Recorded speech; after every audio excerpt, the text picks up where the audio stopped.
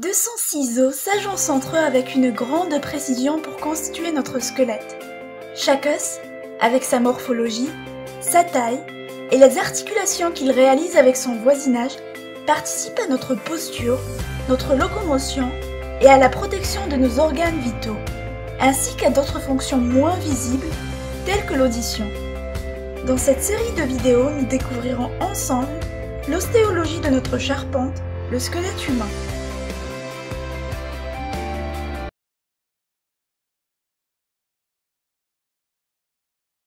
Toutes et à tous, dans ce nouveau cours Scandium, nous allons parler de l'articulation du genou. C'est le pont unissant la cuisse à la jambe et le genou fait intervenir l'épiphyse distale du fémur, la patella, ainsi que l'épiphyse proximale du tibia. Au sein de ce complexe que forme l'articulation du genou, on va retrouver deux articulations qui sont l'articulation d'abord fémoro-patellaire qui est de type gynglime et qui unit le fémur à la patella, ainsi que l'articulation fémoro-tibiale qui est de type bicondylaire et qui unit le fémur au tibia.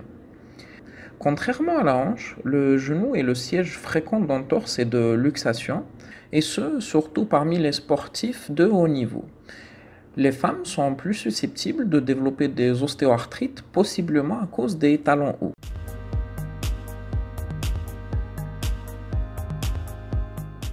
Parlons tout d'abord des surfaces articulaires. Comme je viens de le dire, cette articulation implique le fémur, la patella ainsi que le tibia. Tout d'abord, au niveau de la patella, on retrouvera la surface articulaire du fémur qui est située à la face postérieure de la patella. Et cette surface est séparée en deux facettes concaves par une crête, une médiale et une latérale. Maintenant, au niveau du fémur, nous allons retrouver deux surfaces, l'une pour la patella et l'autre pour le tibia. Tout d'abord, la surface patellaire du fémur qui est située à la face antérieure de l'extrémité distale. Elle présente deux joues. La latérale est plus haute, plus large et plus saillante que la médiale comme représentée sur cette figure. Et on retrouvera ensuite les deux condyles fémoraux qui sont articulaires avec l'épiphyse tibiale. Ils sont séparés en arrière par la fosse intercondylaire. Toujours dans les surfaces articulaires, on aura le plateau tibial.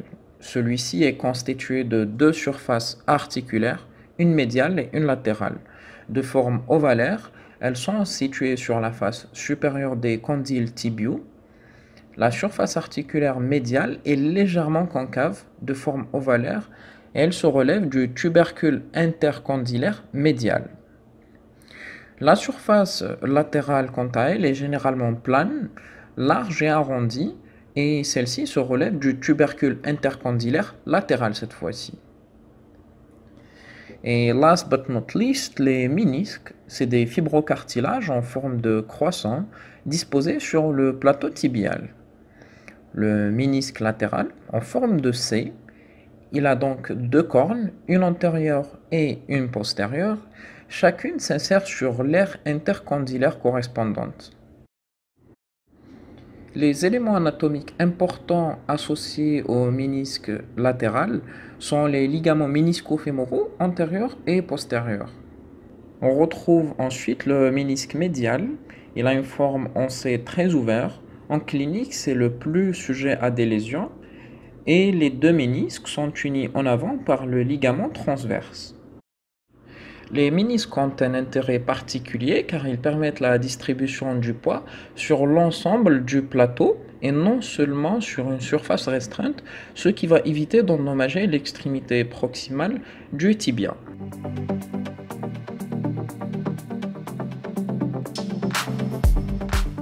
Après qu'on ait parlé des surfaces articulaires, on va parler à présent des moyens d'union qui fixent cette articulation.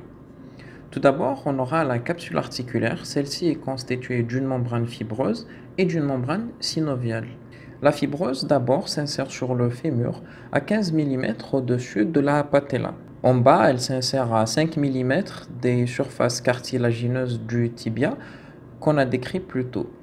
Et enfin, elle s'insère sur le cartilage patellaire. La membrane synoviale, quant à elle, tapisse les surfaces osseuses intra-articulaires ainsi que le tissu adipeux infrapatellaire, ce qui va former le pli synovial infrapatellaire ainsi que les plis alaires. Après la capsule, on va parler des ligaments du genou. On peut les subdiviser en trois groupes afin de faciliter leur compréhension. Tout d'abord, on aura un groupe collatéral constitué de deux ligaments. Tout d'abord, le ligament collatéral tibial, il est donc médial, et c'est le ligament de l'entorse du genou. Il est long de 9 à 10 cm, il naît de l'épicondyle médial du fémur et va jusqu'à la face médiale du tibia. Le second ligament est le ligament collatéral fibulaire, qui est latéral cette fois-ci, et mesure environ 5 cm. Elle est étendue de l'épicondyle latéral jusqu'à l'apex fibulaire. Le second groupe qu'on retrouvera est le pivot central. Celui-ci est constitué de deux ligaments. D'abord le ligament croisé antérieur, il naît de l'aire intercondylaire antérieure du tibia.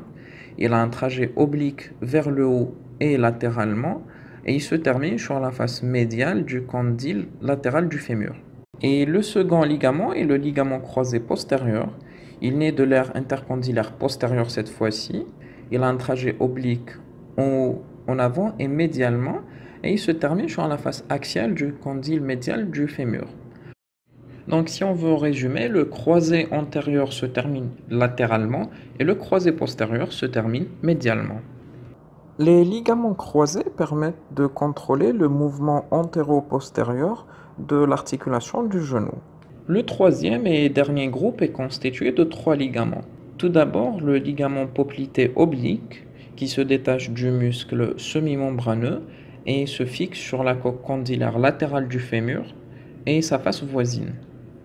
Le second ligament est le poplité arqué, qui naît de la tête fibulaire et se dirige en haut pour se terminer en deux faisceaux. Un vertical, comme on le voit ici, qui va rejoindre le condyle fémoral, et le second est un faisceau arciforme qui rejoindra le tibia.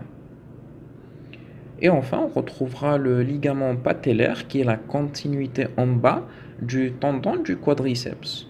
C'est une lame épaisse et résistante de 5 cm de longueur à peu près. Il va de l'apex de la patella jusqu'à la tubérosité tibiale. Des bords du tendon et de la patella partent les rétinaculums patellaires, l'un médial et l'autre latéral.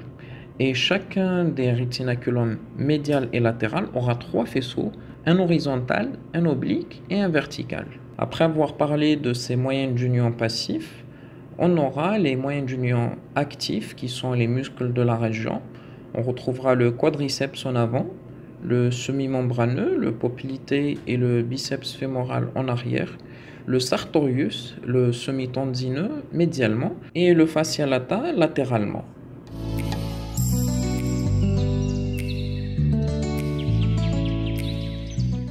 Les artères de l'articulation du genou sont des branches des artères poplitées, descendantes du genou et récurrentes tibiales antérieures.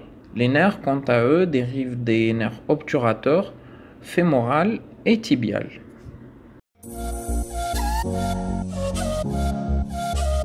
Maintenant qu'on a parlé de l'ensemble des éléments de l'articulation du genou, parlons de la physiologie. C'est une articulation à 2 degrés de liberté. Tout d'abord, nous aurons un mouvement de flexion-extension. La flexion a une amplitude de 140 degrés si la hanche est fléchie et 120 degrés si elle est en extension. Les muscles principaux sont le biceps fémoral, le semi-tendineux, le semi-membraneux qu'on retrouve donc postérieurement. L'extension est passive et a une amplitude négligeable, à peine 5 degrés chez l'adulte. Le deuxième mouvement est la rotation. Cette rotation n'est observable que s'il y a une certaine flexion. Nous prendrons l'exemple d'une jambe fléchie, par exemple à 90 degrés. On aura une rotation latérale de 40 degrés et une rotation médiale de 30 degrés. Les mouvements latéraux et d'abduction ont généralement une plus grande amplitude que les mouvements médiaux et l'adduction. Une hypothèse serait que ceci est dû à la présence de l'autre membre, ce qui réduit l'amplitude.